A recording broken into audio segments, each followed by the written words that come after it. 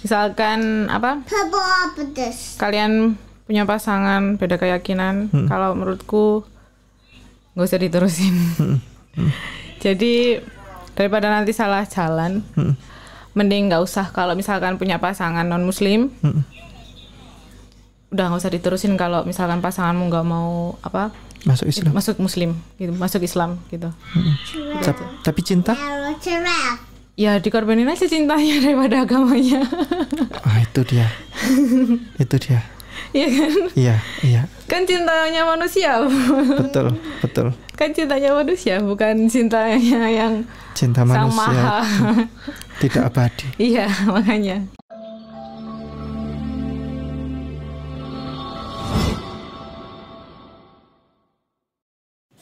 Gerakan kurban tidak biasa untuk mu'alaf di pedalaman. Mu'alaf Center Nasional Hagia Sophia Indonesia membuka peluang ladang amal berkurban dengan seluas-luasnya untuk sasaran mu'alaf miskin di pedalaman. Ada 3 nilai lebih yang akan Bapak Ibu dapatkan. 1.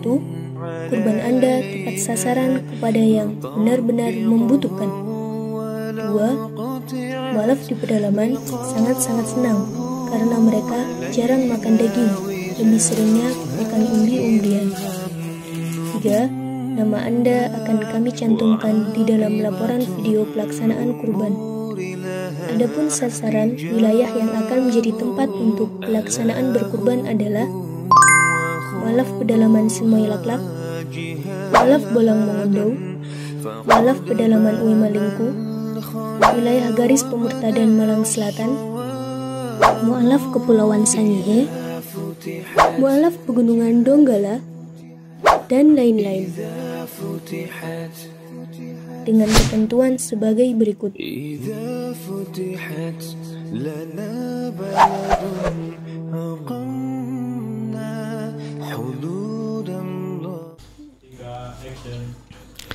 Baik. Assalamualaikum warahmatullahi wabarakatuh. Waalaikumsalam warahmatullahi wabarakatuh. Bismillahirrahmanirrahim. Alhamdulillahirabbil alamin.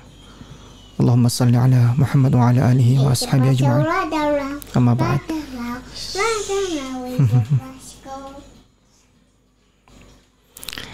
Alhamdulillah, pada siang hari ini kami telah hadir ya seorang tamu yang mulia, yakni Mbak Katarina. Assalamualaikum. Waalaikumsalam. Ya, Mbak Katarina ini dulu adalah dari agama, sebentar saya lihat, Katolik. Iya. Katolik, dan alhamdulillah sekarang sudah masuk Islam ya. Sudah masuk Islam. Boleh diceritakan bagaimana ceritanya Mbak Katarina ini, apa asli Islam, dulu pernah Islam atau memang dari Katolik asli atau bagaimana? Sebelumnya itu Islam. Ya. Terus nikah sama suami non muslim orang Katolik. Ya. Jadinya waktu itu sebenarnya nggak ingin pindah, tapi katanya untuk proses nikah harus pindah dulu. Ya sudah, akhirnya ikut. Dia yang minta. Dia dan keluarganya Yang minta, bukan iya. Bukan atas dasar. Dulu memang sempet kayak penasaran, pelajari, tapi belum siap buat pindah. Cuma penasaran aja. Terus waktu mau nikah itu ternyata katanya prosesnya harus pindah dulu. Kata dia. Iya. Sama keluarganya. Iya, katanya gitu. Ya udah, akhirnya ikutin proses itu, terus nikah. Setelah nikah 3 tahun ini kayak ngerasa aneh kan, nggak yakin. Terus dari situ mulai nanya-nanya lagi sama teman-teman yang ngerti Muslim, bisa nggak kalau balik lagi ke Muslim. Dari situ, makasih. Dari situ langsung sama teman-teman diarahin, boleh balik lagi, mending balik lagi ke Muslim.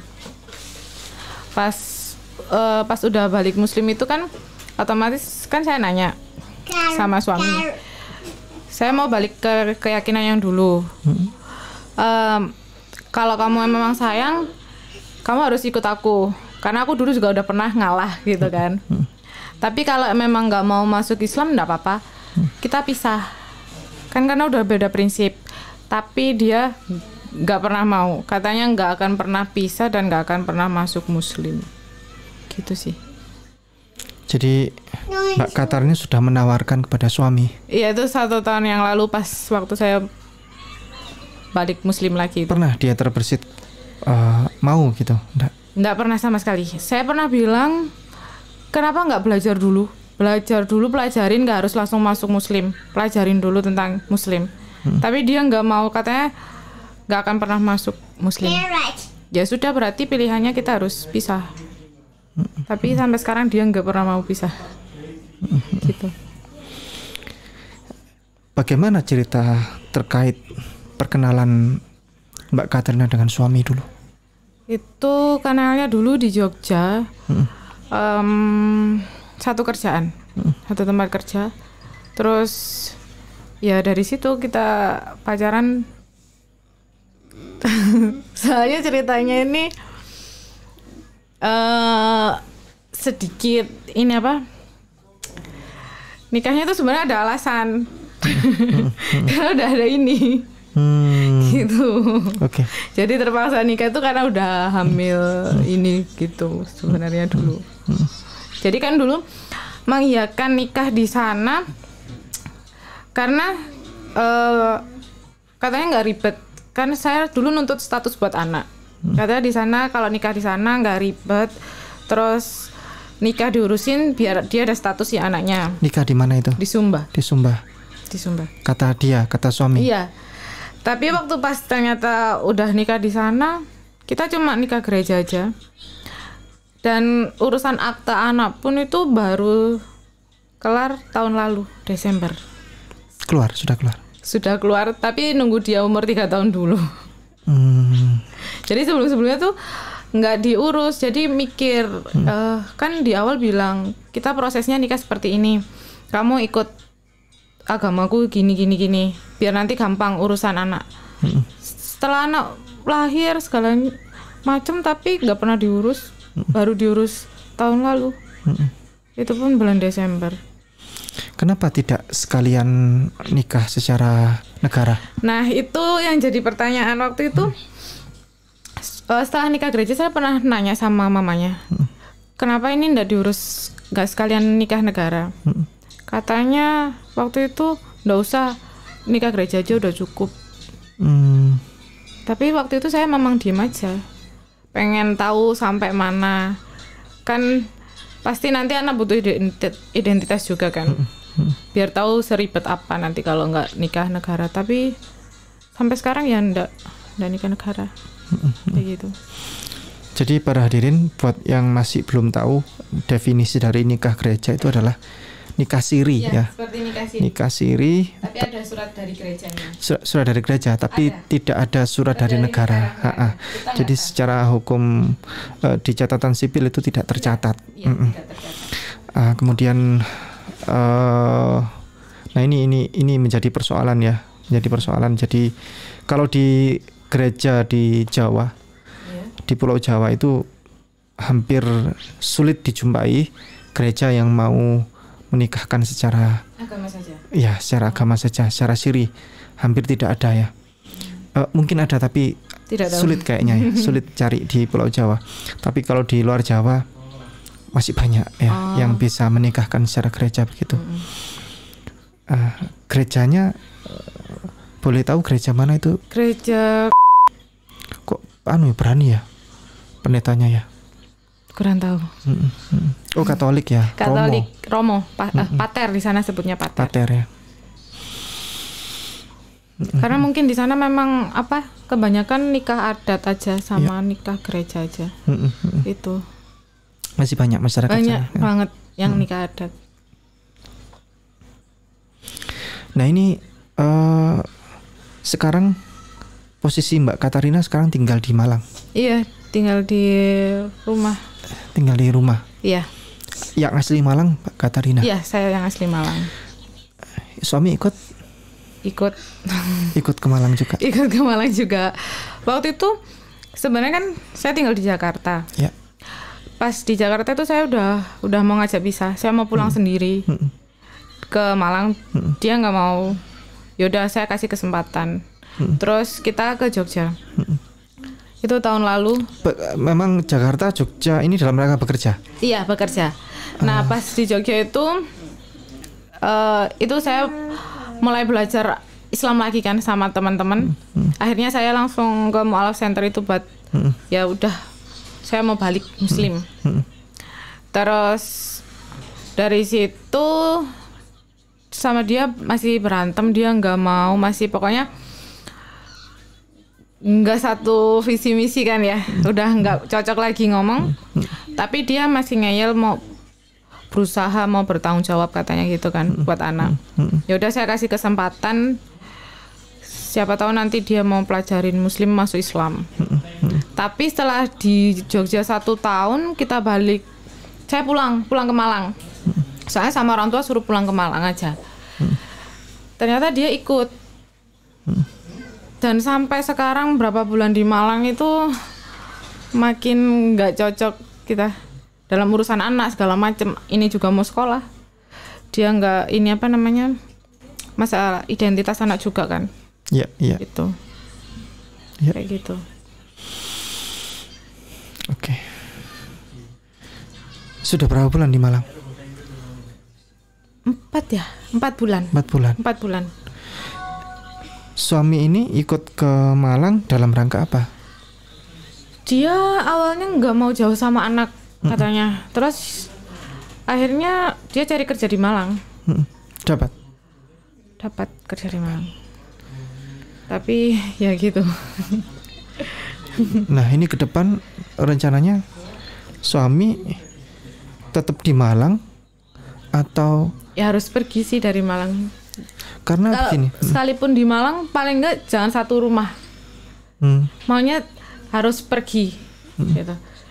Jangan satu rumah. Dan kan saya maunya kan pisah nanti. Pisah sama dia.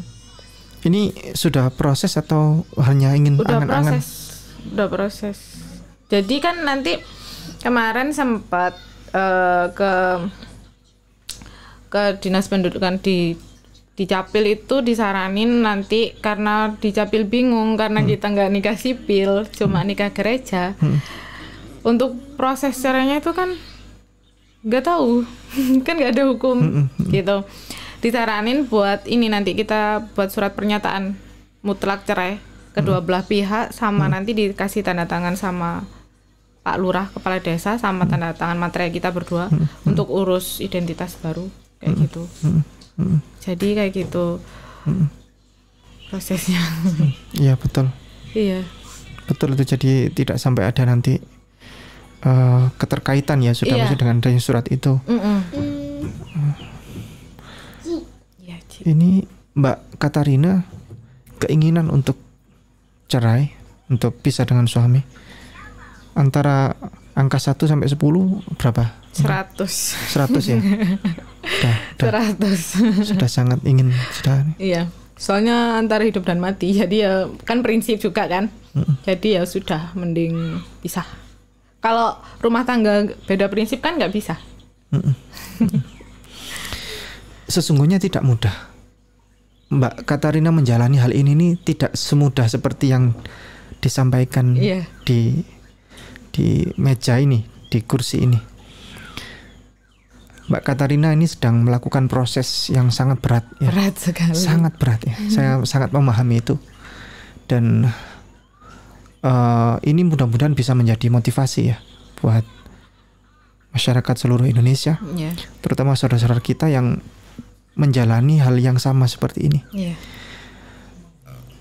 Kira-kira pertanyaannya adalah apa yang menjadi motivasi Mbak Katarina sehingga berani untuk menyatakan bahwa ini adalah hak dan saya harus menyatakan sebuah keputusan yang A adalah A, B adalah B, begitu? Gitu ya, waktu itu pokoknya waktu saya masih di Katolik itu kayak ngerasa ini nggak bener gitu. Iya. Terus kayak emang nggak bisa aku di sini gitu kan. Jadi sharing-sharing dulu sama teman-teman, apa aku bisa balik lagi ke Muslim?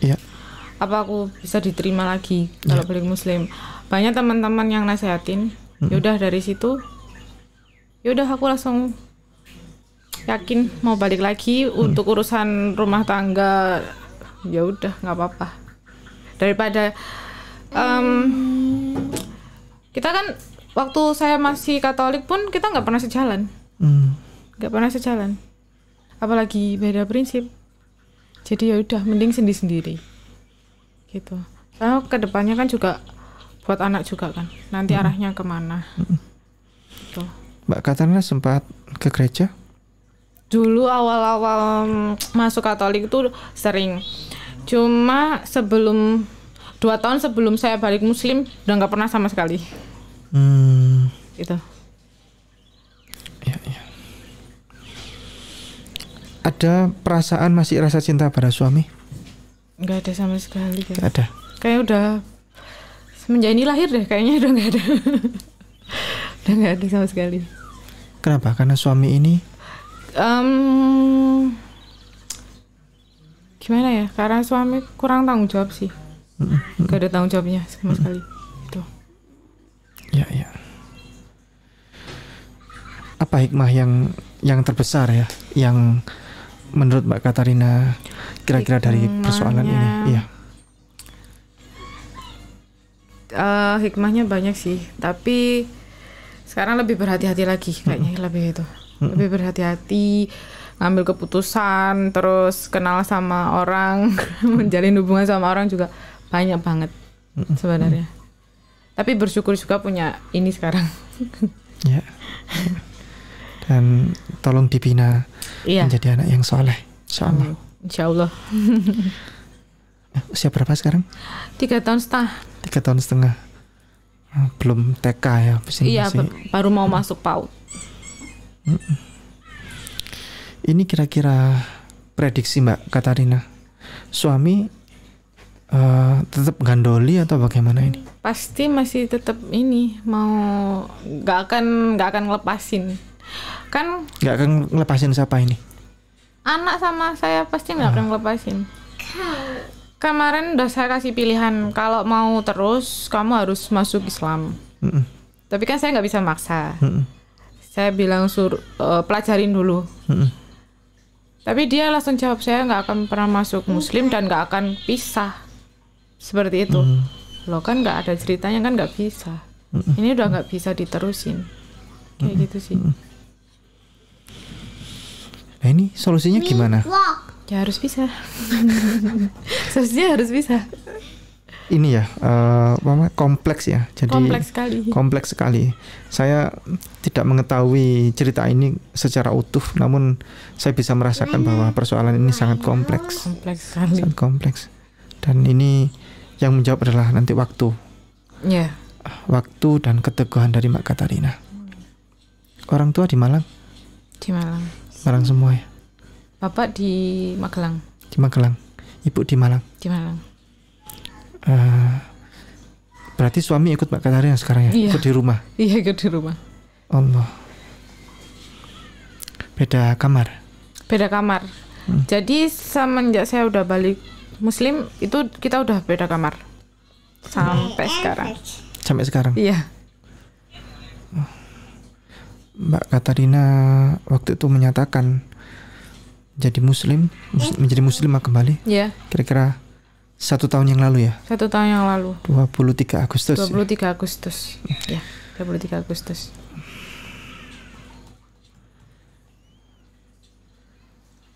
Ada perasaan unek-unek yang mau disampaikan, bisa menjadi pesan untuk saudara-saudara kita muslimah yang lain dalam mengambil keputusan, misal soal jodoh, misal soal misalkan apa?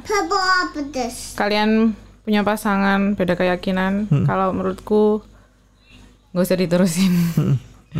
Jadi daripada nanti salah jalan, itu aja sih kayaknya pesannya. Daripada salah jalan, jadi ya udah mending nggak usah. Kalau misalkan punya pasangan non Muslim, udah nggak usah diterusin. Kalau misalkan pasanganmu nggak mau masuk Muslim gitu, masuk Islam gitu. Tapi cinta? Ya dikorbanin aja cintanya daripada agamanya. Itu dia.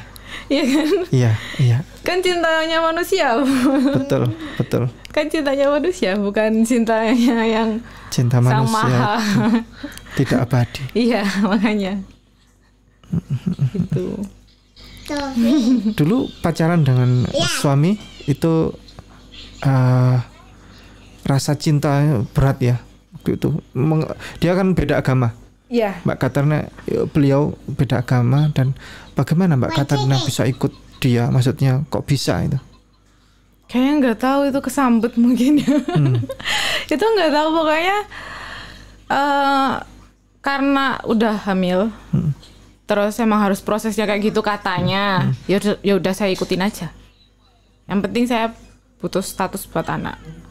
Tapi dan waktu itu Mbak Katarina pukulan berat ya waktu itu. Pukulan berat dari keluarga, ditentang kan, nggak disetujuin sama keluarga juga.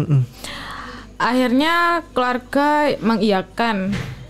Tapi sebenarnya nggak rela, nggak ikhlas keluarga. Dan keluarganya dia ya biasa aja sih. Emang keluarganya dia maunya saya harus ikut dia. Kayak dan sampai sekarang kayaknya keluarganya masih belum nerima kalau saya balik ke Muslim. Balik ke Islam, dia keluarganya sama dia nggak pernah nerima sampai sekarang. Sampai sekarang? Ya. Masih kayak berusaha kalau saya itu harus tetap di Katolik. Dan sampai dia pernah bilang katanya, walaupun saya balik di Islam, iman saya di Katolik. Katanya sih gitu. Ya kan nggak tahu. Pokoknya dia sekaku itu. Oh Mimi, silakan Mimi, nggak apa-apa. Nak pinter. Nggak nangisan, enak.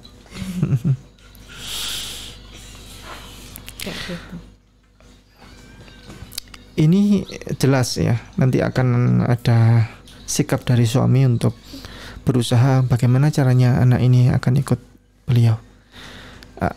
Apa kira-kira yang nggak bisa kan secara hukum, kalau status anak ini tetap di ibunya kan, apalagi kan kita nggak nikah negara. Berarti kan itu anak udah jadi haknya ibu. Jadi dia nggak punya hak lebih buat ini. Gitu aja sih. Ya. Baik, kalau gitu kita akhiri. Yang jelas kita doakan bersama-sama semoga Allah memberikan pertolongan. Amin. Atas segala permasalahan yang sekarang dijalani oleh Mbak Katarina, dan semoga Allah memberikan pertolongan berupa solusi yang kira-kira nanti berbuah dengan akhir yang baik ya. Akhir yang kira-kira nanti tidak sampai berdampak kontraproduktif ya. Iya. Mudah-mudahan nanti, kalaupun harapannya mudah-mudahan, kalau saya sih ya, suami mau ikut masuk Islam tuh alhamdulillah. Iya. Ya. Masih berharap itu sih saya. Iya. Itu hadiah paling indah ya. Paling luar biasa. Dan kalaupun masuk Islam, mudah-mudahan masuk Islamnya yang benar-benar. Itu ya, dia. Itu. Jangan sampai hanya untuk sekedar apa ya? Ada alasan tertentu. Ya, lompatan untuk alasan tertentu. Iya. Dan dia akhirnya hanya masuk Islam untuk sebagai hanya saya nggak mau tulisan kalau itu. topeng saja. Nah itu saya nggak mau kalau itu. Bagaimana kira-kira membuktikan?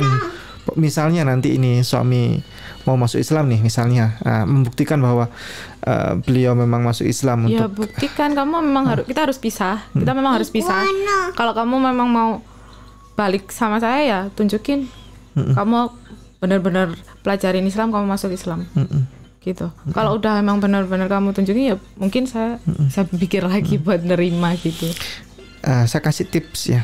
Ya. Cara boleh membuktikan bahwa dia masuk Islam benar atau tidak. Hafal semua bacaan sholat. Oh gitu. Ya. Baik. Kalau misalnya orang yang masuk Islam betulan, itu diminta untuk menghafalkan bacaan sholat, mudah dia. Mudah. Dan dalam hitungan cepat ya. Kalau mualaf di tempat kami itu ada yang 3 hari sudah hafal. Oh. Ya. Itu karena semangatnya dia. semangatnya belajar, dia semangat masuk Islamnya bagus, maka saya harus bisa ini. Harus bisa, ya. Tapi kalau orang yang masuk Islamnya abal-abal, ya biasanya kan kita tes dulu. Sertifikat nggak kita kasihkan biasanya. Kita kasih syarat hafal bacaan sholat. Sampai setahun nggak hafal. Nggak tahu ya, ini adalah sebuah tes ya, tes tersendiri yang memang ini berlaku untuk bagi semua orang. Sulit begitu, sulit. Orang yang masuk Islamnya dia bukan atas dasar panggilan, sulit, tak bisa. Sampai setahun nggak bisa dia hafal. Nah ini tips ya, nanti kalau misalnya memang suami mau masuk Islam, yakin saya kalau dia panggilan memang ya. Kan kita nggak tahu, ini hidayah memang tiba-tiba panggilan datang hidayah kan. Karena banyak sekali kisah-kisah di tempat kami ini yang tiba-tiba awalnya benci Islam, terus kemudian dalam hitungan waktu jam detik pun bisa. Ada pernah kejadian suami di Blitar itu, kami pernah mensyahadatkan suami yang awalnya istrinya mau masuk Islam, bahkan suaminya mau menggagalkan, mau ketemu saya, mau menggagalkan. Alhamdulillah ketemu saya, langsung salaman dengan saya waktu itu. Dia bilang sambil mau nangis beliau, saya hari ini mau ikut masuk Islam katanya. Jadi hitungan menit ya. Hitungan menit ya. Saya waktu itu datang terlambat. Beliau nunggu saya. Ketika datang, saya peluk beliau dan corona waktu itu. Saya enggak berani meluk. Jadi waktu itu saya bilang seandainya tidak ada Covid, hari ini Bapak sudah saya peluk. Saya bilang begitu.